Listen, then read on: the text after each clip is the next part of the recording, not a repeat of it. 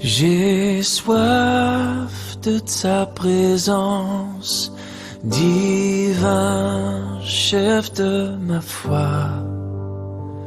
Dans ma faiblesse immense, que ferais-je sans toi? Chaque jour, à chaque heure, j'ai... Seigneur, nous voici devant toi, à quelques-uns de tes bien-aimés, tes fils, tes filles. Et nous sommes heureux, Seigneur, d'être là, dans ta présence. Nous désirons que tu transformes nos cœurs ce matin pour pouvoir avoir cette intimité avec toi, t'entendre parler. On aimerait aussi te parler, te dire peut-être nos difficultés aussi, peut-être nos soucis, mais que nous puissions, Seigneur, prendre ce moment pour te louer, t'adorer, remémorer ce que tu as fait pour nous, ce que tu fais pour nous, ce que tu feras pour nous. Tu es notre Dieu, notre Sauveur, et nous voulons te dire ensemble que nous t'aimons. Au nom du Seigneur Jésus. Amen. Je voudrais commencer cette réunion par le message aujourd'hui. Peut-être que le message nous touchera et qu'au fur et à mesure du partage, vous trouverez peut-être un cantique pour après, peut-être un témoignage, peut-être quelque chose que vous pouvez partager suite à ce... Et puis le message, j'espère, nous préparera à un moment de louange et on terminera par la Sainte Seine.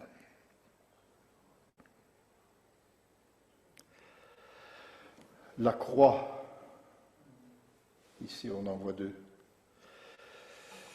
est centrale dans le plan rédempteur de Dieu. Je ne dois pas vous faire l'explication. Elle est aussi au centre de notre vie, elle est au centre de notre louange, de notre adoration. Elle est visible à de nombreux endroits. Elle est visible sur le toit des églises, sur les pointes. Elle est visible au sommet de certaines collines, sur le bord de nos routes, où il y a un accident qui s'est produit et on voit une croix avec des fleurs par terre. J'habite maintenant à 100 mètres d'un cimetière. Il y a des croix un peu partout. Et on se demande, est-ce que les gens croient peut-être qu'en mettant une croix sur la tombe, ils auront peut-être une chance d'être agréés par Dieu. Enfin, on ne juge personne. En tout cas, la croix, elle est partout. Mais il y a une croix cachée dont on ne parle pas souvent. Elle est mentionnée dans un verset qui nous fait peur peut-être, et dont nous ne connaissons pas souvent la référence par cœur. Moi, je ne la connais pas, en tout cas. Pourtant, elle sera le centre de notre réflexion ce matin. On prend, si vous voulez, Marc, chapitre 8, verset 34, dans la version Semeur. Je vous expliquerai pourquoi après je préfère cette version pour ce verset. Là-dessus, Jésus appela la foule ainsi que ses disciples et leur dit: si quelqu'un veut me suivre, qu'il renonce à lui-même, qu'il se charge de sa croix et qu'il me suive. Dans ce verset, oui, en effet, je vois déjà 2 fois le verbe suivre avant tout. C'est une invitation à marcher. Si on veut suivre quelqu'un, il faut marcher. Sinon, on ne peut pas suivre quelqu'un quand on est à l'arrêt. Et j'ai choisi cette version parce que la version Semeur mentionne 2 fois ce verbe suivre. Cela doit nous poser une première question. Suis-je en mouvement avec le Seigneur? Suis-je à l'arrêt dans ma marche? Ou peut-être, est-ce que je suis en retrait? Première question, qu'est-ce que ça veut dire marcher et suivre quelqu'un, et en particulier Jésus? Chacun peut y réfléchir, je peux laisser quelques secondes pour que chacun puisse répondre intérieurement à cette question. Est-ce que je suis en train de suivre Jésus dans une marche? Et puis, ce verset mentionne également cette croix. Qu'est-ce qu'elle signifie pour moi? Est-ce qu'elle ne nous fait pas peur quelquefois, cette croix, quand on y réfléchit? Et je vous propose quelques réflexions au sujet de cette croix. On aimerait bien quelquefois pouvoir fabriquer nous-mêmes notre propre croix. Mais il ne nous appartient pas à nous de la fabriquer. Il ne nous est pas non plus permis de choisir notre croix. On aurait aimé pouvoir la choisir à notre gré, à notre taille, à notre poids. On aurait aimé aussi pouvoir choisir son poids sur notre épaule, n'est-ce pas? Alors, pourquoi le Seigneur Jésus nous inflige-t-il donc une croix à porter? Eh bien, figurez-vous que la réponse, elle était assez étonnante. C'est Dieu dans son amour, entendez bien, Dieu dans son amour, qui prépare et qui décide notre croix. Et nous, il nous reste à l'accepter de plein gré. On pourrait croire que c'est pour nous punir. Non, c'est dans son amour. Et pourquoi peut-on affirmer ça? Parce que nous allons lire Romains 8, 29 dans la Parole vivante. Annabelle, je ne sais pas si tu l'as. Parce que la réponse est là. Il prépare cette croix en vue de nous faire ressembler à son Fils Jésus. Je lis Romains 8, 29 dans Parole vivante. En effet, écoutez bien, ceux que Dieu a enveloppés d'avance dans son plan d'amour, il les a aussi destinés depuis le commencement à porter son image. Il a décidé de faire d'eux ses enfants au même titre qu'en son propre Fils, afin de les façonner pour qu'ils lui ressemblent, afin qu'il soit l'aîné d'une nombreuse famille de frères. Si nous prenons l'image d'un artisan potier, il prépare l'argile, il va la malaxer, il va l'épurer, il va enlever les grumeaux, les cailloux éventuellement qu'il y a dans l'argile, et il va le faire en vue de faire un objet magnifique, digne de porter sa signature. Il va la façonner et finalement la faire passer au four pour que son œuvre soit terminée et digne du maître artisan. Il pourra avec fierté y apposer son image de marque, sa signature. Et si vous regardez la télévision, l'émission, je ne sais plus comment elle s'appelle, vous savez que la signature, c'est fort important pour un objet. Voilà, merci. C'est donc Dieu, comme on l'a lu, qui, dans son amour, prépare et décide de notre croix, et nous, il nous reste à l'accepter de plein gré, en vue de ressembler à Jésus, son Fils bien-aimé. Cette croix, nous devons nous en charger comme d'un fardeau précieux, non par contrainte, mais comme une marque de l'amour de Dieu. Ça change un petit peu de la peur qu'on pourrait avoir quand on parle de cette croix que nous devons porter. Est-ce que nous nous chargeons de cette croix en tant que disciples du Seigneur? Sommes-nous prêts à suivre le Seigneur comme disciples? Désirons-nous ardemment poursuivre notre route en suivant notre Maître? On sait très bien où cette route va nous mener.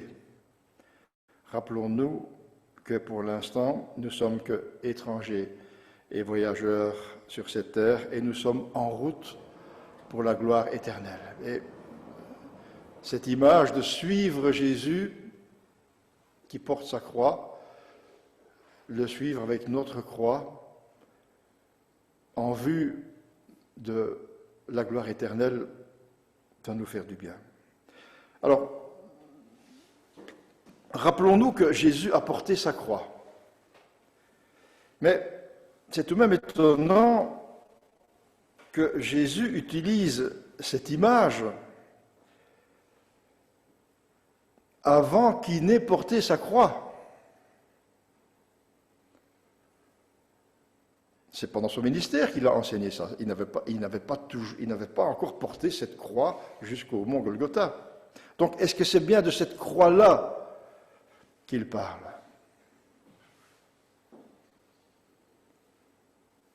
Le Seigneur va utiliser l'image que nous nous faisons du Christ portant sa croix le matin de sa crucifixion pour nous amener à réfléchir à la question, est-ce bien cette croix-là qu'il s'agit? Rappelons-nous que le Seigneur Jésus est passé par le chemin du chagrin en premier, avant nous. Rappelons-nous qu'il, comme dit Ésaïe 53, qu'il n'avait ni beauté, ni éclat pour attirer nos regards. Et son aspect n'avait rien pour nous plaire, qu'il a été méprisé, abandonné des hommes, qu'il a été un homme de douleur, habitué à la souffrance, semblable à celui dont on détourne le visage, et nous l'avons dédaigné. Nous avons fait de lui aucun cas. Cependant, ce sont nos souffrances qu'il a portées, c'est de nos douleurs qu'il s'est chargé, et nous l'avons considéré comme puni, frappé de Dieu et humilié. Le Seigneur Jésus est passé par ce chemin, portant sa croix de douleur. Nous ne pouvons donc pas trouver de meilleur guide. Lui qui a porté sa croix, quel fardeau plus noble pourrions-nous désirer? Et tout au long de notre route, avec lui comme guide, nous allons devoir le suivre en nous chargeant de la croix qu'il nous a donné de porter. Ce chemin de croix est donc le sentier le plus sûr qu'on puisse arpenter. Le Maître est là, juste devant nous. Nous n'avons qu'à le suivre. Je me rappelle, je devais être gamin. Et je me rappelle de mon oncle, tonton Eugène. C'était le frère de mon papa. On n'a pas eu beaucoup de contact avec lui. Mais je me rappelle qu'un jour, nous avons été à Paris avec sa voiture. Quand j'étais gamin, je devais avoir, je ne sais pas, 10 ou 12 ans. Et on a passé une journée à Paris, je ne sais plus qui était avec, mais c'est lui qui conduisait sa voiture. Je crois que ma tante Dorca était avec aussi. Et en revenant le soir, il y avait un brouillard à couper au couteau. Et à cette époque-là, il n'y avait pas encore d'autoroute. On devait rentrer par les chemins normaux, par les petits chemins. Et tout au long du chemin, pour arriver jusqu'en Belgique et à la maison, il y avait une voiture devant nous. Et cette voiture, on voyait que les deux feux. Et en suivant cette voiture, tout au long du chemin, on dirait que le Seigneur l'avait mis là, eh bien, le chemin a été beaucoup plus facile, parce qu'il ne fallait pas se concentrer sur ce qu'on ne voyait pas, il suffisait de suivre cette voiture-là, et il fallait faire attention parce que si elle prenait un petit peu d'avance et qu'on perdait les feux rouges, on était de nouveau dans le brouillard et il fallait prendre beaucoup de risques pour aller la rechercher, la rattraper. C'est une belle image de notre marche avec le Seigneur. Nous devons avoir nos yeux fixés sur lui. Lui a porté sa croix et il nous demande également de porter la nôtre en le suivant. La croix, dans Marc chapitre 8, verset 24, dans Parole vivante, le Seigneur dit, si quelqu'un veut me suivre, je répète ce verset, si quelqu'un veut me suivre, qu'il renonce à lui-même, qu'il se charge de sa croix et qu'il suive la trace de mes pas. C'est une autre version. Qu'il suive la trace de mes pas. Tout près. Vous savez que les traces, elles s'effacent vite, avec le vent, avec la pluie, avec les intempéries. Qu'ils suivent les traces de ses pas. Suivons donc le Seigneur, pas à pas, proche de lui, dans une communion avec lui, avec notre croix à charger. La croix que le Seigneur nous demande de nous charger dans son amour n'est pas faite de duvet, ni doublée de mousse et de velours.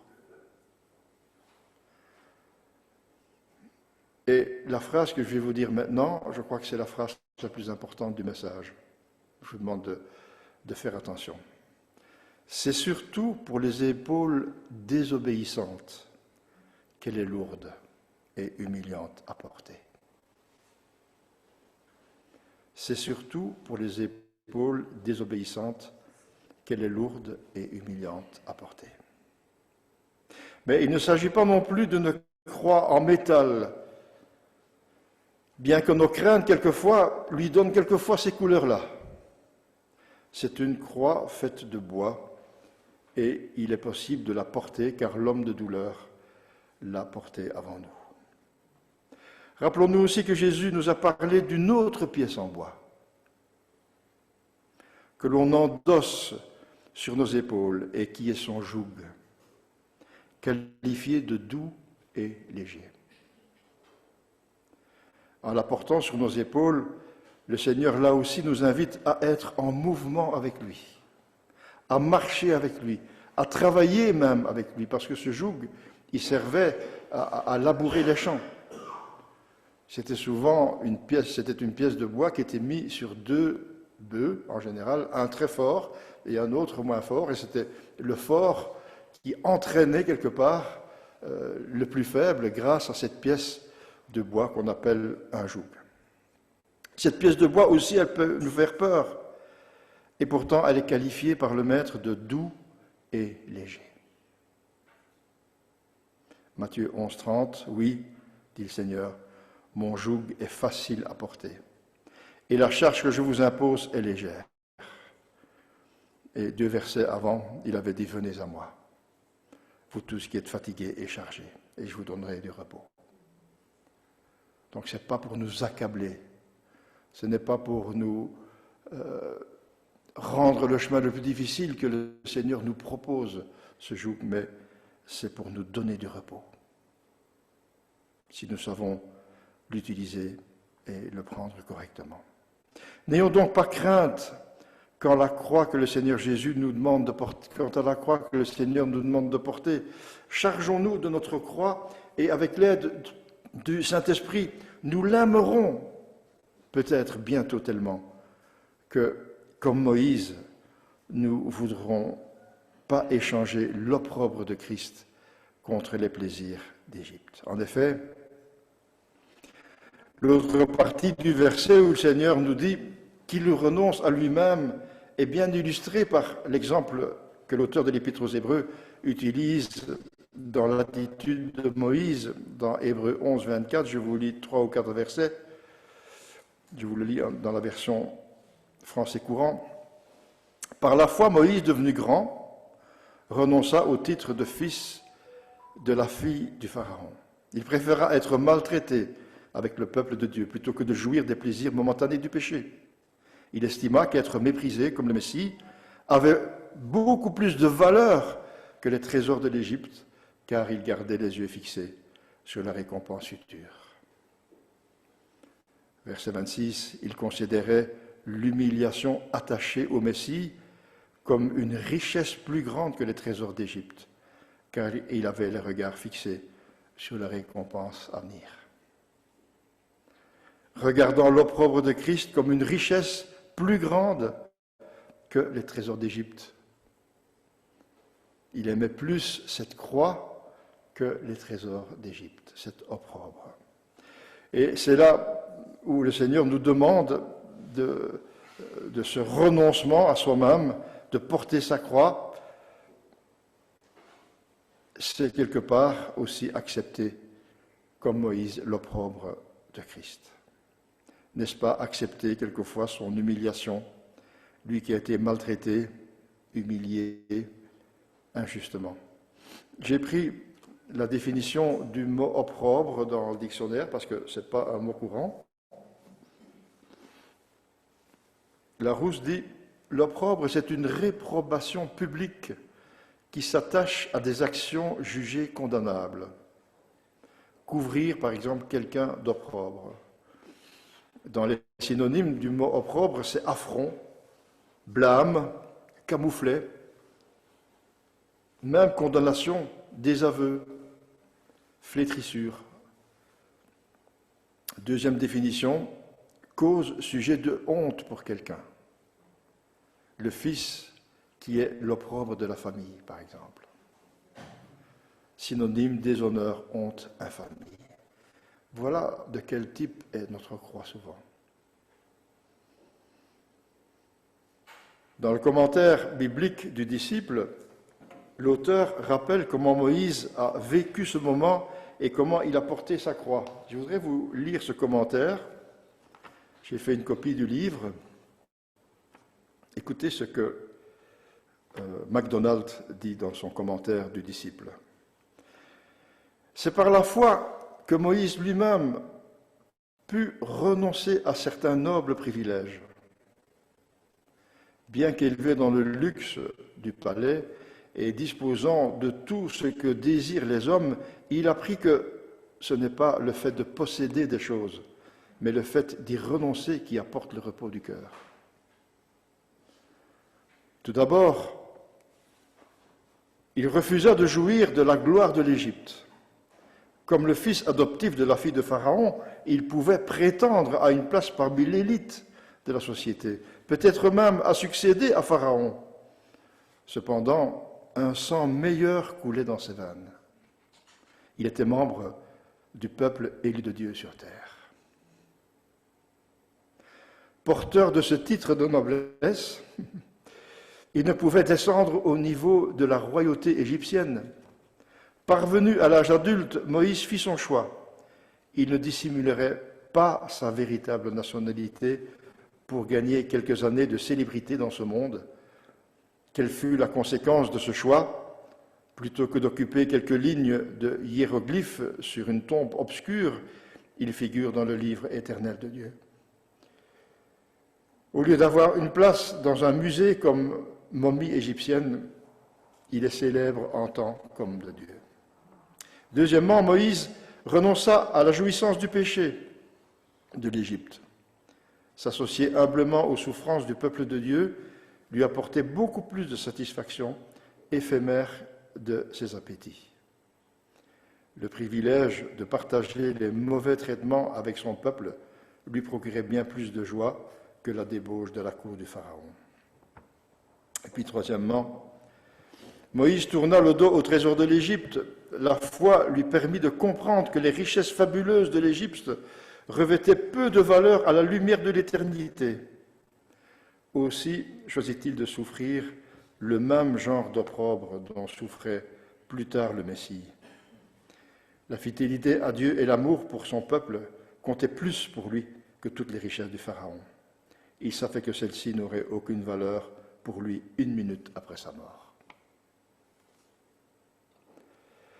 Comme Moïse, mes bien-aimés, ayons nos regards fixés sur la rémunération. Et rappelons-nous que bientôt, notre croix fera place à la couronne. Et la pensée de ce poids de gloire allégera notre fardeau présent de la difficulté si nous estimons que cette loi, que cette croix est trop lourde. Nous avons ces belles promesses de la parole de Dieu, dont celle de 1 Pierre 4, 5, verset 4, « Et lorsque le souverain pasteur paraîtra, vous obtiendrez la couronne incorruptible de gloire. » C'est la couronne qui remplacera la croix que nous avons portée.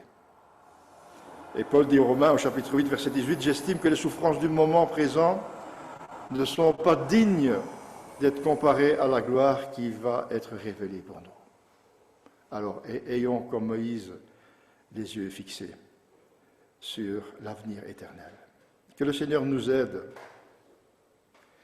à courber notre esprit dans cette soumission à la volonté de Dieu, qu'il nous aide à marcher fidèlement dans le sentier étroit, à la suite du Christ portant notre croix.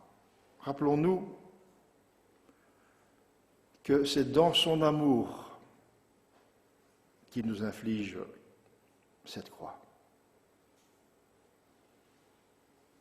Et pas, comme je le croyais avant de m'arrêter sur ce verset, comme une punition, ou bien comme une difficulté. Mais non, le Seigneur désire nous façonner par certaines épreuves, certaines souffrances. Et c'est vrai que vous remarquerez comme moi que parmi les frères et les sœurs, il y en a qui ont l'air de porter des croix plus lourdes que d'autres. Ce n'est pas à nous à choisir, c'est le Seigneur qui nous les donne. Mais que nous puissions regarder cette croix comme quelque chose qui nous rapproche du Seigneur et quelque chose qui nous aide à ressembler à lui, qui est tout de même le but de notre vie. Que le Seigneur bénisse sa parole. Sous la